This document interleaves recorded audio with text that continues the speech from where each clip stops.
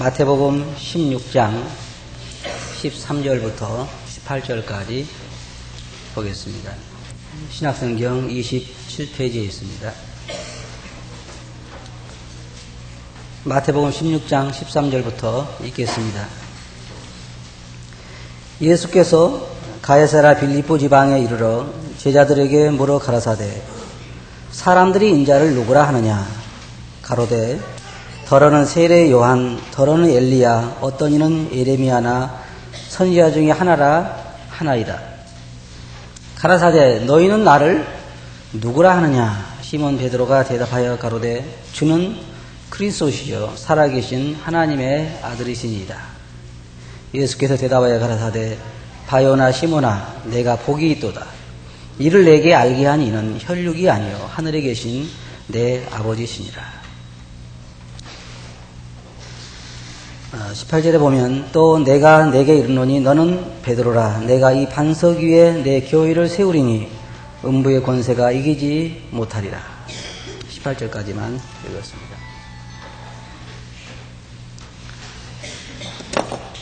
우리가 여러분이 아시는 것처럼 주일날이면 공부를 하고 있는데 공부하실 때 우리 지금 고린도전서 공부를 하는데 공부하실 때에 문제들을 보면 쉬운 문제가 있고 어려운 문제가 있죠. 쉬운 문제는 어떤 것이냐면 바로 여기 주님께서 말씀하신 것처럼 사람들이 나를 누구라고 하느냐 그 질문은 어때요? 굉장히 쉬운 질문이에요. 그렇죠?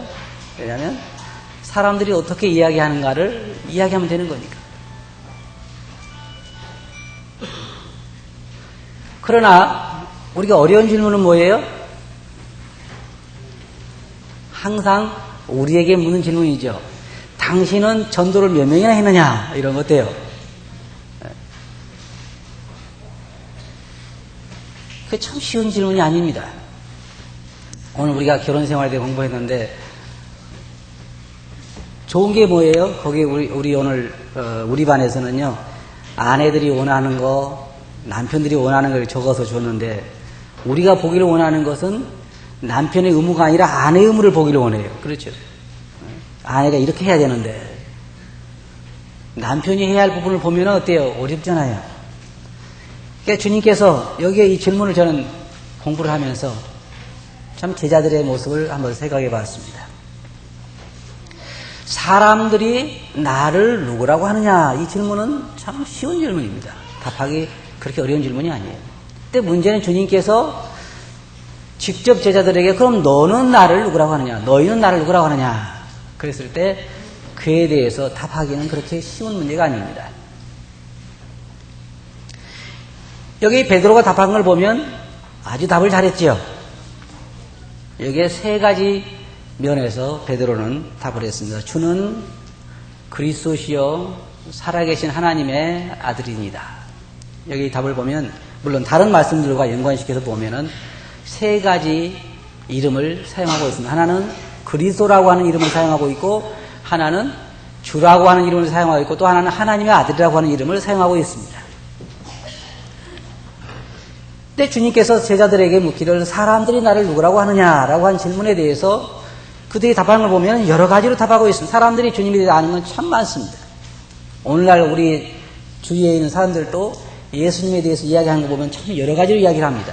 어떤 사람들은 그냥 선지자였다고 한 사람도 있고 4대 성인 중에 한 사람이었다고 말하는 사람도 있고 그냥 종교 지도자라고 말하는 사람도 있고 사람들은 여러 가지로 자기 입장에서 이야기를 합니다.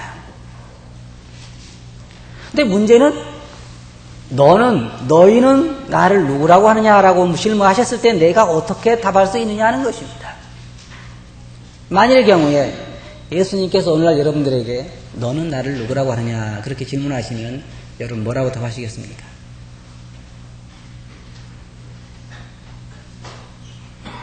한번 생각해 보시기 바랍니다. 이게 그냥 입에서 쉽게 나올 수 있는 그러한 답이 아닙니다. 이 베드로가 주는 그리스도시요 살아계신 하나님의 아들이다 라고 이야기했을 때에 주님께서 말씀하시기를 이를 내게 알게 한 이는 혈육이 아니라 하늘에 계신 아버지라 그랬습니다. 사람이 입으로 말하는 건 쉽습니다. 예수님에 대해서 입으로 말하기는 쉬워요. 그러나 진실로 그 의미를 알고 내 입으로 그와 같이 말할 수 있다고 하는 것은 굉장히 다른 문제입니다. 약 주님께서 말씀하시기를 내가 복이 있다 그랬습니다. 바요나 시몬아 내가 복이 있도다. 제가 말씀드리지만 주님 말씀처럼 정말로 우리 예수님에 대해서 주와 그리스도 하나님의 아들이라고 알고 있는 사람은 정말로 복이 있는 사람입니다. 복이 있는 사람입니다. 왜 복이 있는가를 우리가 여기서 하나씩 살펴보겠습니다. 이게 제자들이 주님의 질문에 대해서 말하기를 사람들이 나를 어떤 사람으로 말하느냐라고 이야기했을 때에 다른 말로 말하면 이런 말이에요. 사람들이 나를 어떻게 대하고 있느냐 그 말과 같은 말입니다. 너는 나를 누구라고 하느냐 한 말은 너는 나를 어떻게 대하고 있느냐 그 말과 같은 말이에요. 굉장히 중요한 질문입니다.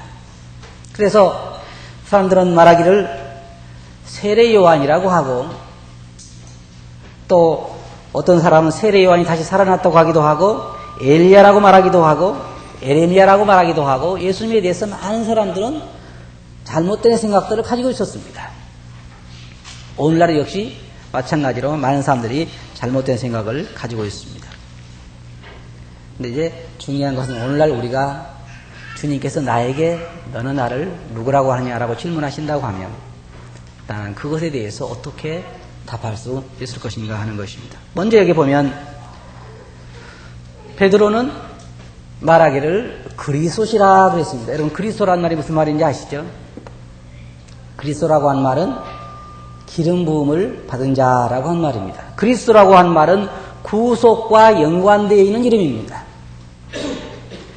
또 히브리어 말로는 메시아라고 한 말인데 다시 말해서 구약에 하나님께서 계속해서 이스라엘 백성들에게 약속하시기를 앞으로 너희를 구원할 것이다. 그래서 그 구세주를 보내줄 것이다. 그렇게 하나님은 약속하셨습니다.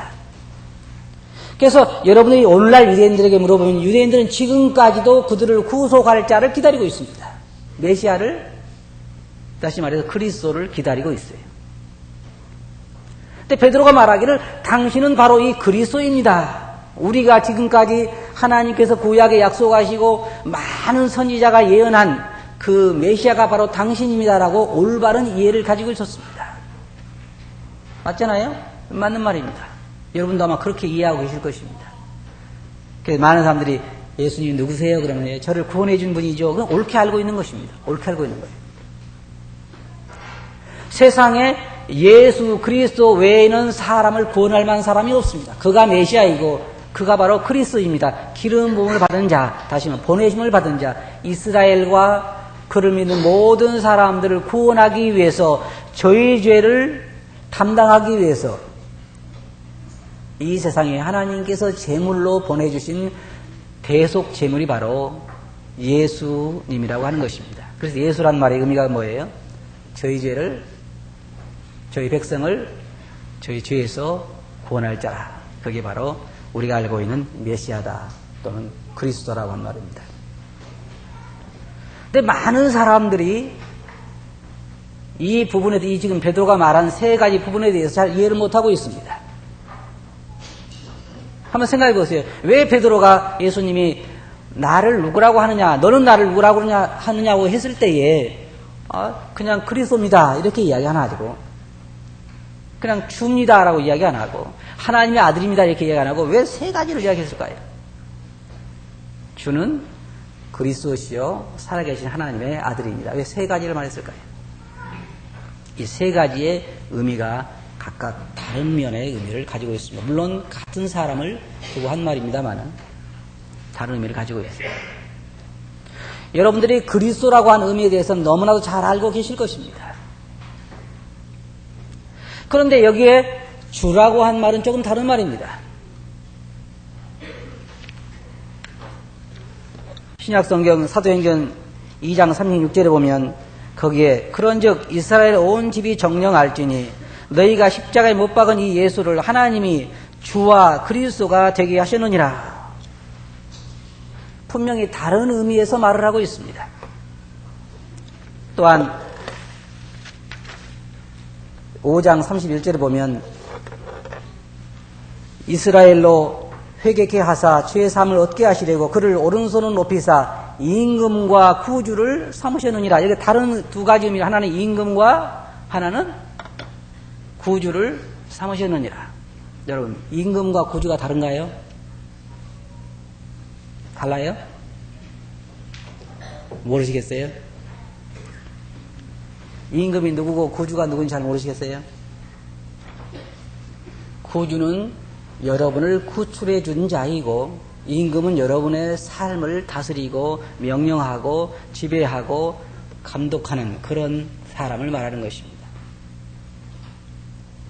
그래서 여기에서 주라고 말할 때 그것은 구세주와는 조금 다른 의미를 가지고 있습니다. 베드로를 말할 때 세 가지를 말했어요.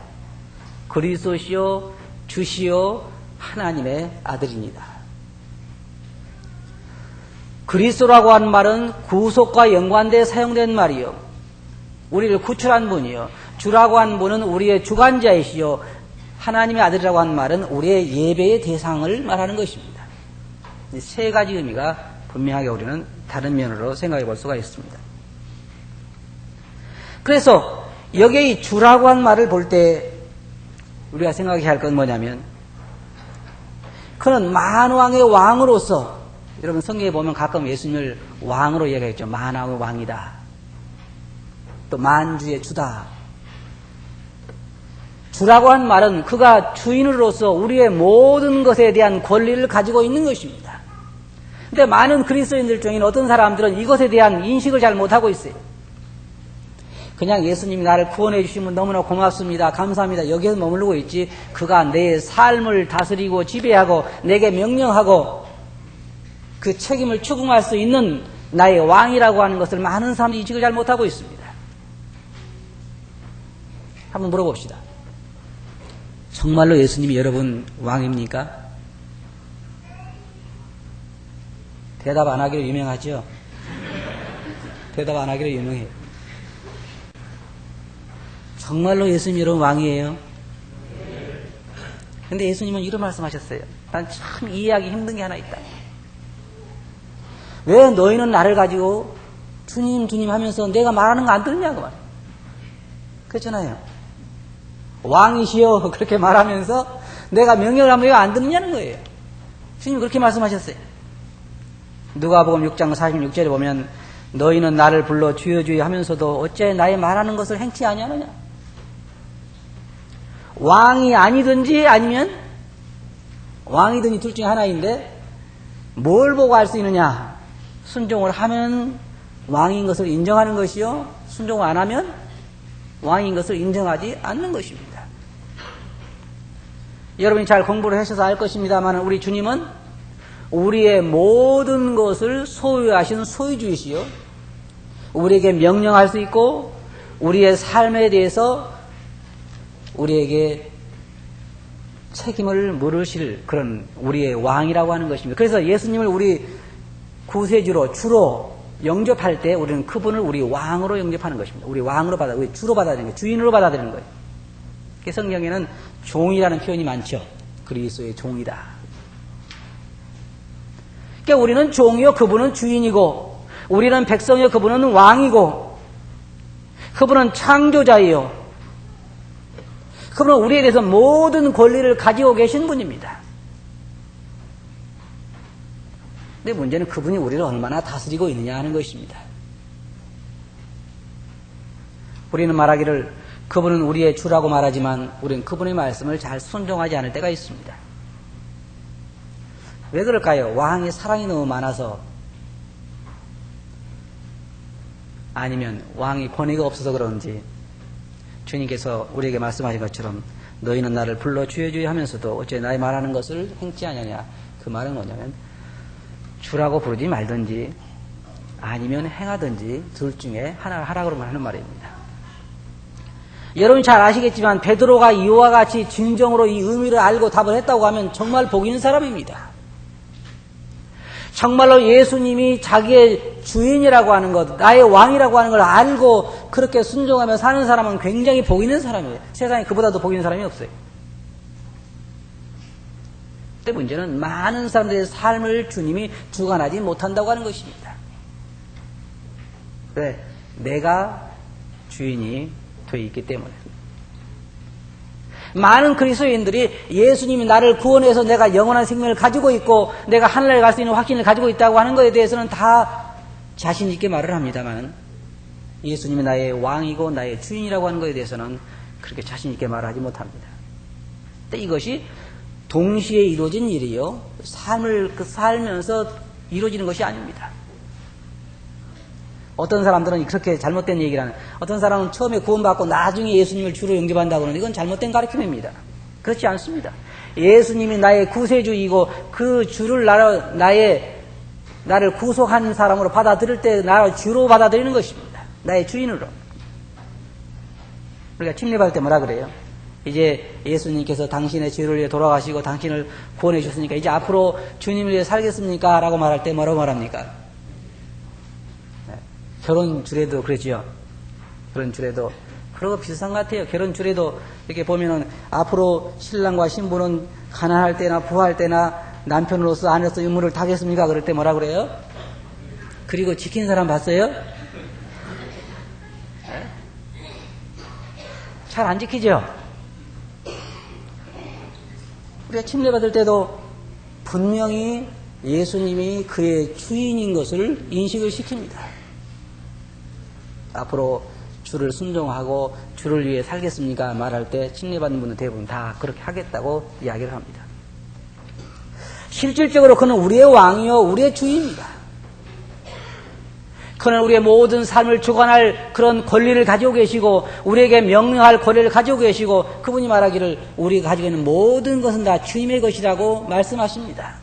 다시 말해서 여러분이 가지고 있는 모든 것은 주님이 마음대로 할 수 있는 권리를 가지고 계십니다. 주님이 그랬죠. 제자들을 보내면서 너희가 저 마을로 가면 나귀가 그 새끼와 함께 매여 있는 걸 볼 터인데 가서 그걸 끌고 와라. 제자들이 말하기를 주님 그 주인이 만약에 뭐라고 하면 어떻게 하겠습니까? 그랬을 때 주님 말했어요. 주가 쓰시겠다고 하자. 누가요? 주가. 그 말이 무슨 말입니까? 주인이 쓰겠다고 해라. 그 말. 자, 그런데 그러면 제자들이 가서 그 나귀를 풀 때에 그 나귀의 소유자가 왜 푸냐? 이렇게 물었습니다. 그러니까 주가 쓰시겠다고 했습니다. 그럴 때 나귀 주인이 어떻게 했어요? 나귀를 보냈어요. 왜 그 사람이 나귀를 보냈을까요? 그것은 나귀의 주인이 자기가 아니라 예수님인 것을 인정했기 때문입니다. 그렇잖아요? 그렇습니다. 만일 자기가 주인이라고 생각했으면 절대로 그것을 허용하지 않았을 것입니다. 그러나 그 나귀가 주님의 것이라고 자기가 그 예수님을 주라고 부르기 때문에 그분이 쓰시겠다고 할 때 이것은 내 것이 아니라 주의 것이기 때문에 그는 그것을 보낸 것입니다. 그래서 주님께서 그 나귀를 타시고 예루살렘 성을 입성하신 것이에요. 이게 그 주인의 분명한 주권이 서 있는 사람의 자세입니다. 근데 오늘날 그리스도인들의 삶에 있어서도 예수님이 분명 나의 주인이라고 한다고 하면 그런 주권이 서 있어야 하는 것이에요. 그렇지 않을까요? 그래야 하는 거예요. 주님이 말씀할 때 그분 나의 왕이기 때문에 그 말을 순종해야 하는 것이요. 그분이 소유권에 대해서도 주장할 때 그의 소유권을 인정하는 것이요. 모든 것이 다 그래요. 옛날에 왕들이 그랬잖아요. 이 땅은 다 누구 거라 그랬냐면 내 거라 그랬잖아요. 왕, 자기 거라 그러잖아요. 그리고 백성은 다 내 백성이다 그러잖아요. 왕의 소유입니다.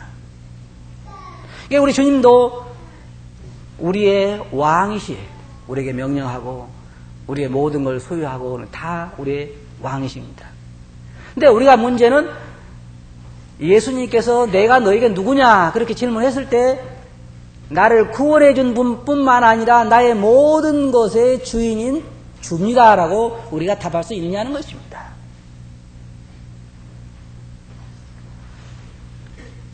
여러분들의 주님 앞에서 소유권이 돼 있느냐 없느냐는 것은요 쉽게 알 수 있어요. 이제 말씀 끝나고 밖에 나가서 여러분 차를 한번 끌고 가 보면 알아요. 끌고 갔을 때 왜 남의 차를 끌고 갑니까? 그때 주가 쓰시겠다고 그럽니다. 그러면 어떻게 해야 돼요? 어서 가져가세요. 그래야지 주권이 서 있는 사람이고 왜 남의 차를 만지느냐 그러면 주권이 안 서 있는 사람이에요.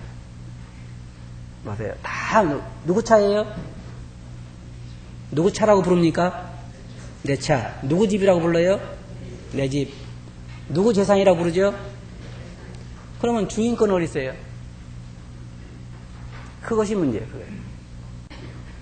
여기에서 단순히 우리가 어떤 사람을 주라고 부른다고 하는 것은 부르기는 쉽습니다. 우리가 형제자매도 마찬가지예요. 어떤 사람을 형제로 자매로 부른다고 하는 것은 무슨 말이에요? 실제로 그가 나의 형이 되고 동생이 되고 한다고 하는 말인데 이건 이름이 되어버렸어요. 이름. 그래서 실제로 우리가 어떤 환경에 들어가면 더 이상 형제와 자매가 아닙니다. 그것처럼 우리가 입으로 주를 부른다고 해서 주인이 되는 건 아니에요. 실제로 우리 마음속에 어떻게 예수님을 생각하고 있느냐 하는 것입니다.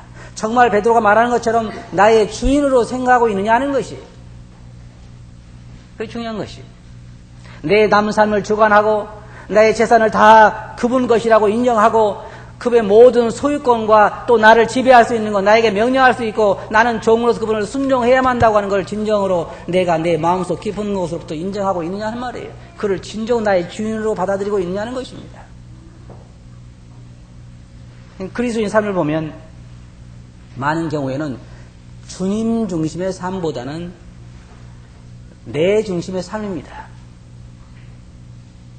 하나님께 기도할 때도 기도하는 많은 것들이 나의 원하는 것을 이루어달라고 하는 것이지 주인이 기뻐하시는 것을 이루시라고 하는 것이 아닙니다. 주인과 종이 바뀌어져 있는 거예요. 주인과 종이 바뀌어져 있어요. 주님께서 우리에게 가르쳐준 기도도 보면 맨 먼저 하늘에 계신 우리 아버지 이름이 거룩히 여김을 받으시오며 나라가 임하옵시며 뜻이 하늘에서 이룬 같이 땅에서도 이루어지. 다 뭐예요? 보면 아버지의 뜻을 이루소서. 아버지의 뜻을 이루소서. 이게 종된 자의 자세인 것입니다. 주님께서 이 땅에 오셔서 하신 말씀이 나의 뜻을 이루려 함이 아니라 아버지의 뜻을 이루기 위해서 오셨다고 그랬습니다. 나의 원대로 마옵시고 아버지 원대로 하옵소서. 이게 종된 자의 자세인 것입니다. 우리가 어떻게 해야 돼요? 모든 그리스도인들이 우리 마음속으로부터 주님 당신 나의 주인입니다. 당신의 뜻을 이루소서. 당신이 정말 높아지기를 원합니다. 이게 우리들의 자세가 되어야 한다는 것입니다. 베드로가 말한 그 대답의 속에는 그러한 의미가 감춰져 있는 것입니다. 입으로만 말하는 것이 아니고 마음속으로부터 예수님이 정말 나의 주인이라고 하는 것이 그 속에 들어가 있는 것입니다. 그것이 서 있는 사람은 정말로 복 있는 사람입니다. 제가 볼 때요. 세상에서 어떤 사람들은 돈 많은 사람은 복이 있다 그러고 어떤 사람은 또 뭐 세상에 높은 지위에 오른 사람은 복이 있다 그러는데 그런 사람은 복이 있는 것이 아니고 진정으로 복이 있는 사람은 예수 그리스도를 믿고 구원받은 사람들하고 예수님께서 여러분을 위해 십자가에서 모든 죄를 다 용서해 주셨는데 하나님께 여러분을 구원하기 위해서 그 구세주를 보내셨는데 그분이 여러분 죄를 담당하셔서 여러분 믿기만 하면 여러분 죄를 사함받고 구원받을 수 있는데 그분을 믿고 구원받은 사람은 세상에 가장 행복한 사람이고 그 다음에 어떤 사람이 행복한 사람이냐? 그를 주로 인정하고 그를 섬기는 삶을 사는 사람이 행복한 사람이라는 것입니다. 하늘나라에 갈 수 있는 티켓을 이제 따놨기 때문에 이제는 내 마음대로 내 정욕을 따라 사는 사람이 행복한 사람이냐? 절대 그렇지 않아요. 불행한 사람이에요. 왜 그런지 아십니까? 우리 인생이 언제 가장 행복하자면 주님의 영광을 위해 살 때 가장 행복을 느껴요. 안 해보신 분들 한번 해보세요. 주님 우리의 목자가 되셔서 목자로서 우리를 인도하기를 원하시고 이스라엘 백성들에게 하신 말씀이 내가 너희를 마땅히 행할 길을 인도할 때 너희가 나를 떠남으로 스스로 그런 고통을 자취한 것이 아니냐. 예수님 여러분들이 누구입니까? 정말로 주인입니까? 여러분 주인입니까? 나에게 명령하시고 나의 모든 재물을 그의 것이라고 주장하시고 나의 삶을 통제하시는 주인이냐 하는 말입니다. 세 번째로 여기 보면 베드로는 하나님의 아들이라고 이야기했습니다. 다른 말로 말하면요 하나님이라고 한 말입니다. 하나님이라는 말이에요. 그 말은 무슨 말이냐면요 당신은 경배의 대상입니다. 그 말입니다. 경배의 대상이라. 그러니까 그리스도인 삶을 보면 우리가 예수님을 우리를 구원해 준 분으로 인정하고 인식할 뿐만 아니라 우리의 주, 우리의 왕이라고 인정할 뿐만 아니라 우리가 사는 동안에 또 영원토록 우리가 경배해야 할 경배의 대상으로 알고 있는 것입니다. 그게 바로 이 세 가지 의미에서 잘 나타나 있습니다. 우리 주님은 우리의 예배를 받으셔야 합당한 분입니다. 성경에 보면 로마서 11장 36절에 보면 이는 만물이 주에게서 나오고 주로 말미암고 주에게로 돌아갑니다. 영광이 그에게 세세에 있으리로다. 영광이 그에게 세세에 있으리라. 그렇게 말하고 있고, 또한 갈라디아에서 보면 1장 4절에서 그리스도께서 하나님 곧 우리 아버지의 뜻을 따라 이 약한 세대에서 우리를 건지시려고 우리 죄를 위하여 자기 몸을 들이셨으니 영광이 저에게 세세토록 있을지어다. 요한계시록 1장 6절에 보면 그 아버지 하나님을 위하여 우리를 나라와 제사장으로 삼으신 그에게 영광과 능력이 세세토록 있기를 원하노라. 계시록 5장 11절 보면 내가 또 보고 들음에 보좌와 생물들과 장로들을 둘러선 많은 천사의 음성이 있으니 그 수가 만만여 천천이라 큰 음성으로 가로되 죽임을 당하신 어린 양이 능력과 부와 지혜와 힘과 존귀와 영광과 찬송을 받으시기에 합당하도다. 내가 또 들으니 하늘 위에와 땅 위에와 땅 아래와 바다 위에와 그 가운데 모든 만물이 가로되 보좌에 앉으신 이와 어린 양에게 찬송과 존귀와 영광과 능력을 세세토록 돌릴지어다 하니 내 생물이 가로되 아멘하고 장로들은 엎드려 경배하더라. 우리 주님은 우리의 경배의 대상이요 우리의 찬송과 경배를 받으셔야 할 하나님입니다. 이 세 가지 의미를 한번 생각해 보시기 바랍니다. 예수님은 우리가 예수님이 오시지 않았으면 영원토록 멸망할 수밖에 없는 그러한 죄악 가운데 살고 있는 우리들이었지만은 아무리 큰 소리치고 나 나름대로 내 인생을 가지고 있다고 말할지 모르지만 예수 그리스도를 믿지 않으면 지옥에 밖에 갈 수가 없는 것입니다. 뭐 가지 않는다고 말해도 가는 것이요. 없다고 말해도 있는 것이요. 내가 말하는 건 상관이 없어요. 내가 어떻게 믿느냐는 건 상관이 없어요. 지옥은 있는 것이요. 구세주를 믿지 아니하면 여러분들은 영원토록 멸망할 수밖에 없는 것입니다. 자, 그런데 이제 우리 믿는 사람들은 예수님 우리를 구속한 사람으로 알고 있잖아요. 그래서 마음속으로부터 그걸 생각할 때 마음속에서 깊은 감사와 감동이 나옵니다. 나 같은 자, 내가 죽을 수밖에 없고 지옥에 갈 수밖에 없는 나를 구원해 주신 고마운 분, 거기까지 인식하는 건 참 좋습니다. 그런데 여러분 더 아셔야 할 게 뭐냐? 그분은 여러분의 왕이요 여러분의 주인이라는 것입니다. 여러분의 모든 것을 소유한 주요, 여러분 몸도 그분의 것이요, 여러분의 시간도 그분의 것이요, 여러분의 물질도 그분의 것이요, 여러분의 모든 꿈도 그분의 것이요, 오로지 여러분은 그분을 위해서만 존재한다는 것입니다. 그게 주라고 하는 말의 의미에 포함되어 있는 의미입니다. 여러분들의 한 가지 질문해 보겠습니다. 예수님이 정말로 여러분 주인입니까? 주인 대접을 하고 있습니까? 곤란한 질문이죠. 이런 질문이 곤란해요. 주입니까? 물으면 쉽죠? 네. 대접을 하고 있습니까? 물으면 어때요? 곤란해요. 네. 꼭 아시기 바랍니다. 예수님은 여러분의 모든 것을 가지신 여러분의 왕이요 주입니다. 그리고 여러분들의 모든 삶을 통해서 그분을 경배해야 할 우리의 경배의 대상이신 하나님이 되신다고 하는 것입니다. 하나님은 참 놀라우신 분이세요. 이스라엘 백성들이 애굽에서 나올 때 하나님은 애굽 백성들에게 모든 금은보화를 이스라엘 백성들이 주게 하셨습니다. 왜 주게 하셨냐면 그것을 가지고 하나님을 섬기며 하나님을 경배할 수 있도록 하기 위해서 그걸 주셨습니다. 이스라엘 백성들을 택하신 목적이 어디에 있었냐면 그 백성들을 통해서 하나님은 세상에 자기를 알리고 그걸 통해서 자기가 영광을 받기를 원하셨습니다. 하나님은 항상 이 세 가지 의미로 이스라엘 백성들에게 역사하시는데, 하나는 그들을 구출하는 자이요, 하나는 그들을 인도하고 명령하고 다스리는 왕이요, 또 하나는 그들을 통해서 경배를 받기를 원하시는 하나님이었다고 하는 것입니다. 이 세 가지 의미가 분명하게 필요한 것입니다. 그래서 구속함을 받은 모든 사람들에게 항상 이 세 가지 의미에서 그 의미가 와닿지 않으면 여러분 정상적인 상태에 있는 것이 아닌 것입니다. 그분은 누구입니까? 여러분을 구출하는 분이요. 여러분의 모든 것을 소유하고 주관하는, 명령하는 주시요. 그 여러분의 모든 삶을 통해서 영광을 받으셔야 할 경배의 대상이신 하나님이라고 하는 것입니다.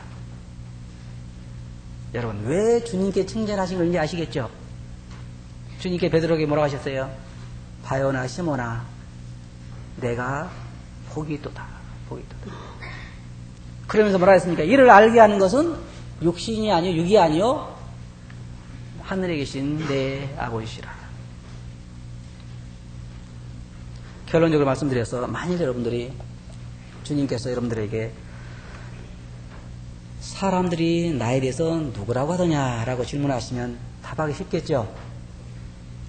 그런데 예수님께서 여러분들에게 너는 나를 누구라고 하느냐라고 질문하셨을 때 여러분 이 세 가지 의미에 답할 수 있겠습니까? 주는 그리스도시요 나의 주시며 나의 하나님입니다. 도마가 예수님이 부활하셨다고 했을 때 도마가 부인을 했습니다. 나는 내 옆구리에 손을 넣어보기 전에는 절대로 믿을 수가 없다. 주님의 옆구리에 손을 넣어보기 전에 믿을 수가 없다. 나중에 주님은 도마를 만나서 도마야, 내가 이제 이 옆구리에 손을 넣어보고 내 손을 만지고 나를 믿으라. 그랬을 때 도마가 뭐라고 했습니까? 나의 주시요 나의 하나님입니다. 하나님입니다. 이게 정상적인 이해인 것입니다. 정상적인 그리스도인들이 정상적으로 이해하고 있어야 할 그 부분이 뭐냐면 예수님은 나의 메시아요, 나의 주시요, 나의 하나님입니다. 이 세 가지 면에서 분명한 이해가 필요한 것입니다. 이제 여러분들의 마음속을 깊이 살펴보시고 예수님은 정말 나의 누구인가를 생각해 보시기 바랍니다. 진정으로 그분 나의 구세해 주시고 나의 주시고 나의 하나님이신가? 베드로는 그렇게 대답했습니다. 예수님, 당신은 나를 구원한 메시아이시고 나의 모든 삶을 주관하시고 인도하셔야 할, 그리고 내가 순종해야 할 나의 주인이시며 그리고 나의 모든 삶을 통해서 경배를 받으셔야 할 나의 하나님입니다. 여러분도 그렇게 알고 있습니까? 만일 예수님께 여러분들에게 너는 나를 누구나 하느냐라고 질문하시면 여러분 어떻게 답하시겠습니까? 여러분도 그렇게 답하시겠어요? 기도하겠습니다. 거룩하신 아버지 하나님, 저희들의 영안을 밝게 해주시옵소서. 저희들의 마음문을 열어주시고 눈을 열어주셔서 정말로 예수님이 저희들에게 어떤 분이 되신가를 알게 해주시옵소서. 그래서 주님께 저희들에게 질문하셨을 때 베드로가 답한 것 같이 진실로 입으로만 아니라 실질적으로 예수님이 저희들을 구출한 메시아이시며 구속주이시며 또 저희들의 삶을 주관할 주시며 저희들의 모든 삶을 통해서 경배를 받으셔야 할 하나님이신 것을 알게 해 주시옵소서. 들은 말씀을 주께 의지하고 예수님 이름으로 아버지께 감사하며 기도합나이다. 아멘.